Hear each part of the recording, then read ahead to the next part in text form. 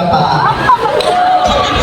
Para sa mga kalalakihan, kung ako na lamang po ang babaeng nandito sa mundo, pagkakasalan niyo po ba ako?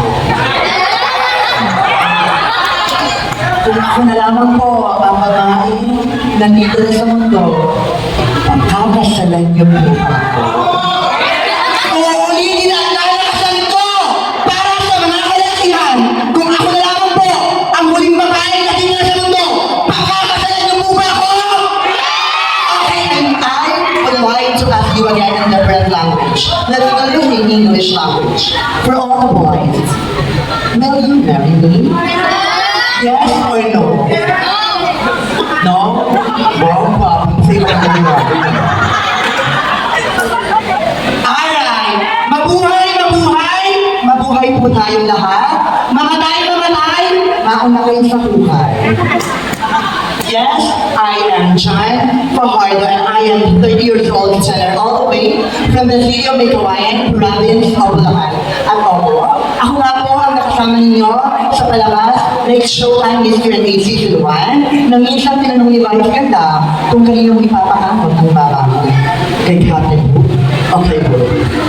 Ako nga rin po ang isang edukadong parlumisang guro na nagpaparal kay Tayla sa larangan ng edukasyon na minsan napanood ninyo sa palabas na wawawin na nagbukas ng Mega Japan. Yes, I finished Bachelor of Secondary Education, major in English at Philippine Normal University. At kamakailan lamang po, I was able to take my board exam for teachers and I am here proud to say and dignify to say that I am proud licensed teacher by profession. Kung nagtataka po kayo at nagtataas ang inyong mga kilay, ma'am sir, just send me your email and I will go ahead and I will send you my scholastic details. But since this is a pageant, allow me to conquer the beauty. Your one and only na nagsasabing, short hair, don't care, no hair, and I don't really care. Miss Raisa Senon. Raisa Senon po, nandito at nagpapakasakali, nandito ko po makita ang lalaking magpapapo na aking ang lalaking magbibigay sa akin ng 12 supling sa ilalim ng pulo ng mangga. Parang nakita ko na siya. Ayun si Kuya nakabla. Kuya, punta ka na lang doon sa backstage mamaya. Yes. Simple lang naman gagawin nyo. Pakasalan at mahalin nyo lang ako, hihiga ka lang, unang paa, tirik mata, pagkising mo, may 2,500. May iPhone Pro Max ka pa, fully paid. May kasamang papel.